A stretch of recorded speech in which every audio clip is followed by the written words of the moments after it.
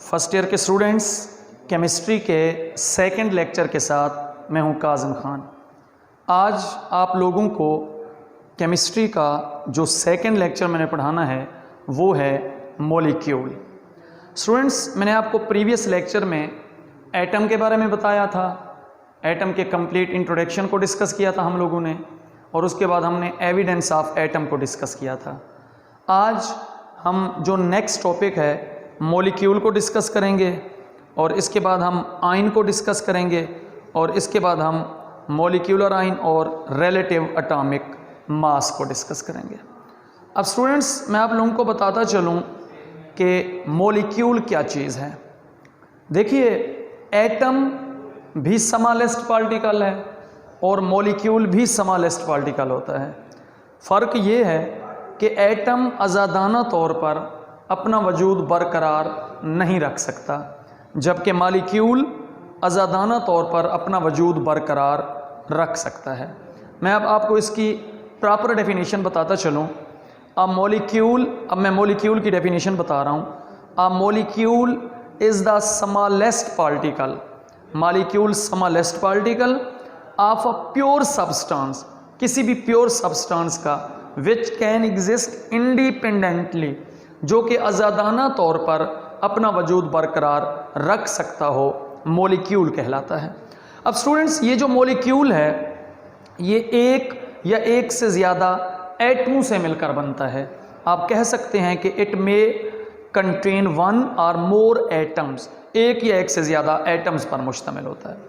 अब मॉलिक्यूल एक या एक से ज़्यादा जब एटम पर मुश्तमिल होता है, मॉलिक्यूल में जो एटम्स होते हैं उनको एटॉमिसिटी कहा जाता है। Very very important short question ये एटॉमिसिटी। अब इसकी मैं आपको प्रॉपर डेफिनेशन बताता चलूँ कि देखिए, नाम से ज़ाहिर है एटॉमिसिटी, नंबर ऑफ एटम्स कौन से present in a molecule determine its atomicity. Proper definition, the number of atoms present in a molecule determines it atomicity, यानी कि एटमों की वो तादाद जो किसी मॉलिक्यूल में होती है वो एटॉमिसिटी कहलाती है। मैं आपको छोटी सी एग्जांपल देता हूँ। पानी का फार्मूला H2O है। अब स्टूडेंट्स, पानी के एक मॉलिक्यूल में 2 हाइड्रोजन के एटम है और एक ऑक्सीजन का एटम है। अब 2 + 1 3, तो इसका मतलब है कि वाटर की जो एटॉमिसिटी है वो 3 है। आप सल्फ्यूरिक एसिड को देख लें, H2SO4। अब देखें, H2 हाइड्रोजन के 2, S सल्फर का 1, 3 हो गए, और O4 4 ऑक्सीजन के हो गए, 3 और 4 7। इसका मतलब है H2SO4 की मॉलिक्यूल की जो एटॉमिसिटी है वो 7 है। तो स्टूडेंट्स, आपको मॉलिक्यूल की भी डेफिनेशन मैंने बता दी और एटॉमिसिटी की भी बता दी। अब मैं आपको बताता चलूँ कि मैंने आपको पहले बताया कि जो मॉलिक्यूल हैं वो एटमों से मिलकर बनते हैं।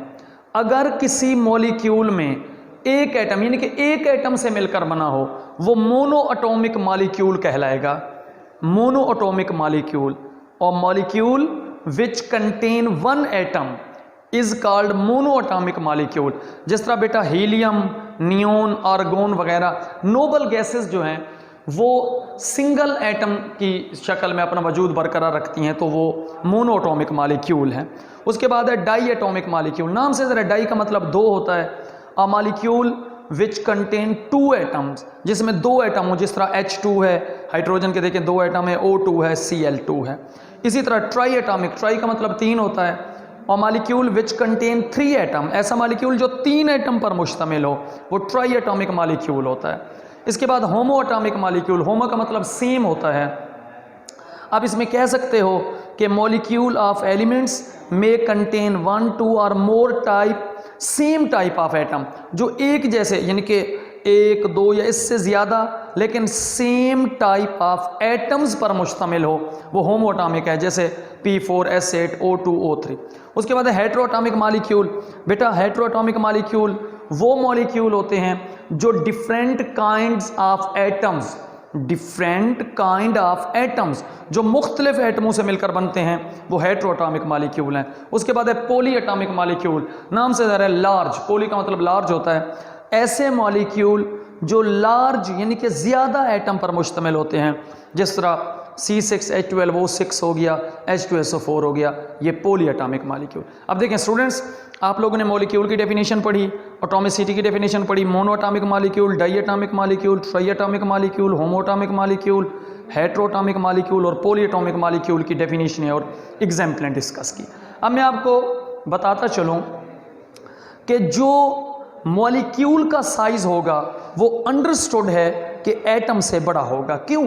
क्योंकि बेटा एटम ही तो मॉलिक्यूल बनाते हैं। जब काफ़ी एटम्स आपस में मिलते हैं तो मॉलिक्यूल बनाते हैं। इसका मतलब है एटम्स छोटी चीज़ और मॉलिक्यूल बड़ी चीज़। तो इसका मतलब है कि साइज जो होगा मॉलिक्यूल का वो definitely bigger than atoms, atom से बड़ा होगा। और ये किस पे डिपेंड करता है? They depend upon the number of atoms present in them and their shape. देखें, किसी भी मॉलिक्यूल का बड़ा होना उसमें असल में एटमों की तादाद पे डिपेंड करता है। जितने ज़्यादा एटम किसी मॉलिक्यूल में होते जाएंगे तो वो मॉलिक्यूल बड़ा होता जाएगा। एटम अगर कम होंगे तो मॉलिक्यूल छोटा होगा, एटम्स ज़्यादा होंगे तो मॉलिक्यूल बड़ा होगा। कुछ मॉलिक्यूल बहुत बड़े होते हैं, some molecule are so big that are called macro molecule. बेटा कुछ मॉलिक्यूल बहुत बड़े होते हैं जिनको हम मैक्रो मॉलिक्यूल कहते हैं। मैक्रो नाम से ज़रा बड़े, लार्ज, बड़े मॉलिक्यूल। जिस तरह हीमोग्लोबिन को आप देख लो तो ये haemoglobin is a such macro molecule. ये हमारे जो है ना इन जो है ना फाउंड इन ब्लड, यानी कि haemoglobin is such a macro molecule found in blood. ये हमारे ब्लड में होता है। और इसका क्या काम है? ये बड़ा अहम शॉर्ट क्वेश्चन है। आपने बेटा इसको शॉर्ट क्वेश्चन के तौर पर लाजमी देखना है कि इसका क्या फंक्शन है। अब मैं आपको हीमोग्लोबिन का फंक्शन बताता चलूँ। It helps to carry oxygen from our lungs to all parts of our body. ये हमारे लंग्स यानी कि फेफड़ों से ऑक्सीजन को कैरी करता है, उठाता है और पूरी बॉडी को ये सप्लाई करता है, दे देता है। अब मैं आपको बताता चलूँ कि एक मॉलिक्यूल जो हीमोग्लोबिन का होता है वो तकरीबन 10,000 एटम से मिलकर बनता है। वेरी इंपॉर्टेंट MCQs, कई दफ़ा ये एनुअल में आ चुका है। तो ये 10,000 एटम से मिलकर बनता है। और मैं आपको बताता चलूँ तो ये 68,000 times heavier than a hydrogen atom. ये हीमोग्लोबिन 68,000 टाइम्स हाइड्रोजन एटम से जो है ना हैवियर होता है। Very very important to the point of examination. ये MCQs, ये दोनों MCQs आपने करने हैं। अब देखें मॉलिक्यूल आज जो मैंने पढ़ाया आपने क्या क्या तैयार करना है। मॉलिक्यूल की डेफिनेशन, एटॉमिसिटी की डेफिनेशन, फिर इसकी 6 टाइप्स हैं, मोनो, डाई, ट्राई, होमो, हेटेरो और पॉली। इसको बेटा आप लोगों ने देखना है। उसके बाद मैक्रो मॉलिक्यूल को क्या जो हीमोग्लोबिन उसका फंक्शन देखना है और ये 2 MCQs करने हैं। इसके बाद स्टूडेंट्स मैं आपको नेक्स्ट जो चीज़ बताने लगा हूँ वो है आयन। अब मैं आयन के बारे में बताता चलूँ। Ions are those species, ions वो चीज़ें हैं विच कैरी पॉजिटिव और नेगेटिव चार्ज, जिस पर पॉजिटिव या नेगेटिव चार्ज होता है। आयन वो चीज़ें हैं जिस पर पॉजिटिव, बल्कि आप इस तरह भी कह सकते हैं आयन्स एटम और ग्रुप ऑफ एटम्स, एटम या एटमों का ऐसा ग्रुप जिसके ऊपर पॉजिटिव या नेगेटिव चार्ज होता है उसको हम कहते हैं आयन्स। अब सावरे पॉजिटिव चार्ज होगा तो वो कैटाइन होगा, अगर नेगेटिव चार्ज होगा तो वो एनाइन होगा। अब एक सवाल पैदा हुआ कि पॉजिटिव चार्ज कब बनता है यानी कि कैटाइन, और नेगेटिव यानी कि एनाइन कब बनता है। अब सुने, whenever an atom of an element lose 1 और मोर इलेक्ट्रॉन, जब कोई एटम एक या एक से ज़्यादा इलेक्ट्रॉन लूज करेगा, पॉजिटिव आयन आर फॉर्म, तो वो कैटाइन बनाएगा, पॉजिटिव आयन बनाएगा। और इस अमल के दौरान a sufficient amount of energy is to be provided to a neutral atom to ionise it. Students, किसी भी एटम को जब हम एनर्जी प्रोवाइड करेंगे तो वो एटम अपना इलेक्ट्रॉन लूज करेगा, और जब वो इलेक्ट्रॉन लूज करेगा तो वो एटम एटम नहीं रहेगा, वो आयन बन जाएगा, और वो भी कैटाइन यानी कि पॉजिटिव आयन। अब मैं आपको छोटी सी मिसाल देता हूँ। जिस तरह +1, अगर कोई एटम 1 इलेक्ट्रॉन लूज करेगा तो +1 उसके ऊपर चार्ज आएगा तो वो कैटाइन होगा। फिर अगर 2 इलेक्ट्रॉन लूज करेगा तो +2 आएगा, 3 करेगा तो +3 आएगा। ये डिपेंड करता है कि वो कितने इलेक्ट्रॉन लूज कर रहा है। 1 कर रहा है तो +1, 2 कर रहा है तो +2, 3 कर रहा है तो +3। जिस तरह ये देखो, सोडियम, पोटाशियम, कैल्शियम, एल्यूमिनियम, इसने 1 इलेक्ट्रॉन लूज किया, इसने भी 1 इलेक्ट्रॉन लूज किया, कैल्शियम ने 2 किए, एल्यूमिनियम ने 3 किए, तो ये कैटाइन है, इनके ऊपर पॉजिटिव चार्ज आ गया। अब मैंने आपको पहले बताया कि इलेक्ट्रॉन लूज करने के लिए energy is also required to do so, ऐसा करने के लिए एनर्जी ज़रूरी है। लिहाजा पॉजिटिव आइन यानी कि कैटाइन बनने को हम एंडोथर्मिक कहते हैं, क्योंकि एंडोथर्मिक का मतलब होता है जिसमें एनर्जी ऐड हो, एब्जॉर्ब हो, जज़ब हो, तो इसको हम एंडोथर्मिक बोलते हैं। उसके बाद है बेटा एनाइन क्या होता है? When a neutral atom picks up one और मोर इलेक्ट्रॉन और negative ion is produce which is called A9. जब कोई न्यूट्रल एटम इलेक्ट्रॉन पिक करेगा, लेगा, कबूल करेगा, एक्सेप्ट करेगा, तो उसके ऊपर नेगेटिव। देखें, अगर कोई एटम इलेक्ट्रॉन देगा तो पॉजिटिव चार्ज, अगर कोई एटम इलेक्ट्रॉन लेगा, हासिल करेगा, पिक करेगा, तो नेगेटिव चार्ज। इसी तरह अगर कोई एक इलेक्ट्रॉन लेगा तो -1, 2 लेगा तो -2, 3 लेगा तो -3। देखें, फ्लोरीन, सल्फर और नाइट्रोजन की मैंने एग्जाम्पलें दी। ये एक इलेक्ट्रॉन लेता है तो ये N9 है, -1। सल्फर 2 लेता है तो ये N9 है, -2। नाइट्रोजन 3 एक्सेप्ट करता है, पिक करता है, तो N9 है, -3। वही बात है बेटा। अब देखें, कैटाइन में एनर्जी एंडोथर्मिक हुई यानी कि एब्जॉर्ब हुई, तो इलेक्ट्रॉन रिमूव हुए। यहाँ एनर्जी रिलीज होगी क्योंकि इलेक्ट्रॉन आ रहे हैं। देखें, दो चीज़ें हैं, यहाँ पे हमने एनर्जी दी एटम को तो उसने इलेक्ट्रॉन छोड़ दिए, एक चीज़ ली एनर्जी, एक छोड़ दिया इलेक्ट्रॉन। अब यहाँ पे क्या हुआ? यहाँ पे इसने एनर्जी छोड़ी एटम ने और इलेक्ट्रॉन लिए, ठीक है। Energy is usually release when an electron is added to the isolated neutral atom. जब किसी न्यूट्रल एटम में हम इलेक्ट्रॉन ऐड करेंगे तो एनर्जी रिलीज होगी। इसी वजह से आप कह सकते हो कि यूनी नेगेटिव जो आइन होते हैं बेटा N9, वो एक्सोथर्मिक या एक्सोथर्मिक प्रोसेस कहलाते हैं। अच्छा, उसके बाद मैं आपको बताता चलूँ कि कैटाइन और जो N9 है वो मुख्तलिफ डिफरेंट प्रॉपर्टीज़ रखते हैं, और इसके अलावा काफ़ी ऐसी एग्जाम्पलें भी, स्टूडेंट एग्जाम्पल भी मौजूद हैं। There are many example of negative ion जो कि ग्रुप ऑफ एटम की शक्ल में होते हैं। देखें, जिस तरह OH negative, CO3 negative 2, SO4, देखें हाइड्रोक्सल है या कार्बोनेट है या फास्फेट है या सल्फेट, ये सारे जो है ना ग्रुप ऑफ एटम्स होते हैं। और जो है ना the positive ion having group of atom are less common, positive के बहुत कम हैं, ज़्यादातर नेगेटिव के हैं। और इसके अलावा जो कार्बोकेशंस इन ऑर्गेनिक केमिस्ट्री हैं वो भी सम हैं। अब मैं आपको मॉलिक्यूलर आइन के बारे में बताता चलूँ। स्टूडेंट्स, अभी मैंने आपको आइन के बारे में पढ़ाया। मैंने आइन के बारे में ये कहा कि जब कोई एटम इलेक्ट्रॉन लूज या गेन करेगा तो वो आइन बनेगा। अगर एटम इलेक्ट्रॉन लूज या गेन करेगा तो वो आइन होगा। अगर मॉलिक्यूल इलेक्ट्रॉन लूज या गेन करेगा तो वो मॉलिक्यूलर आइन होगा। ये माइंड में रखिए स्टूडेंट्स आप। अगर एटम इलेक्ट्रॉन लूज या गेन करेगा तो वो आइन होगा, अगर मॉलिक्यूल इलेक्ट्रॉन लूज या गेन करेगा तो वो मॉलिक्यूलर आइन होगा। अब प्रॉपर डेफिनेशन क्या होगी? When an atom loses or gain an electron it form an ion. Similarly a molecule may also lose or gain an electron to form a molecular ion. जिस तरह CH4 हो गया बेटा, CO हो गया और N2 हो गया। अब इसी तरह बेटा जिस तरह आइन की दो टाइप्स थी, कैटाइन और एनाइन, तो मॉलिक्यूलर आइन की भी दो टाइप्स हैं, कैटाइनिक मॉलिक्यूलर आइन और एनाइनिक मॉलिक्यूलर आइन।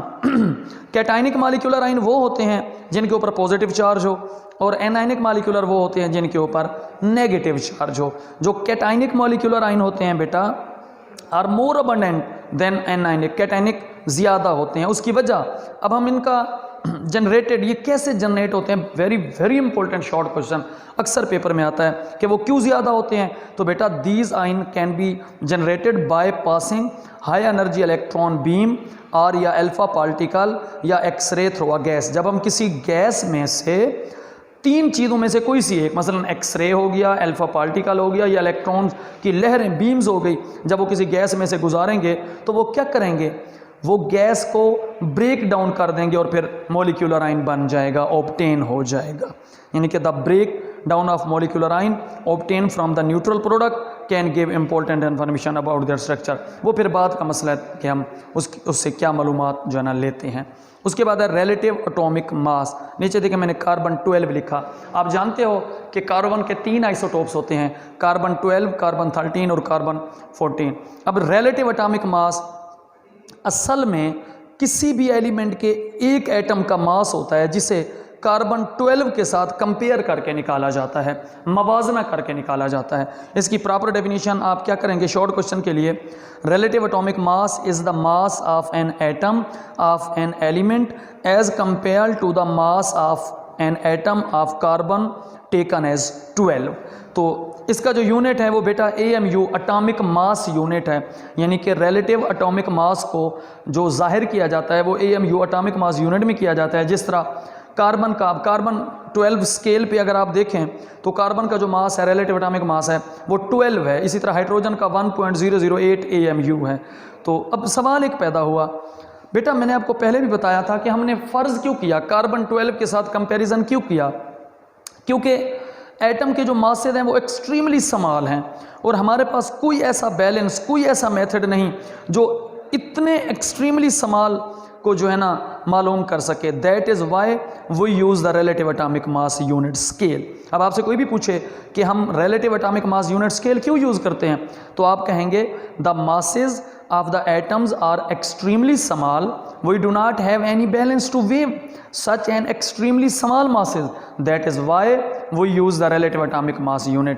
क्योंकि एटम के मासेज इतने स्मॉल छोटे हैं कि हमारे पास कोई ऐसा आला, कोई ऐसा बैलेंस, कोई ऐसा तराजू नहीं है जिससे हम मालूम कर सकें इतने छोटे मास को। इसी वजह से हम रिलेटिव एटॉमिक मास यूनिट को इस्तेमाल करते हैं। जिस तरह एक टेबल 1.1 होगी, इसमें आप देखें हाइड्रोजन का 1.008 है, AMU ऑक्सीजन का जो है ना 15.994 है और नियोन का 20.1797 है, क्लोरीन का 35.453 है, कापर का आप देखो CU का तो 63.546 है और यूरेनियम का 238.028 है। तो बेटा ये आज मैंने आपको टॉपिक पढ़ाना था। किसी बच्चे को अगर कोई प्रॉब्लम हो तो आप मुझसे पूछ सकते हैं और मैं इंशाअल्लाह आप लोगों का प्रॉब्लम सॉल्व करने की कोशिश करूँगा। अल्लाह ताला आपका हामी व नासिर हो। शुक्रिया।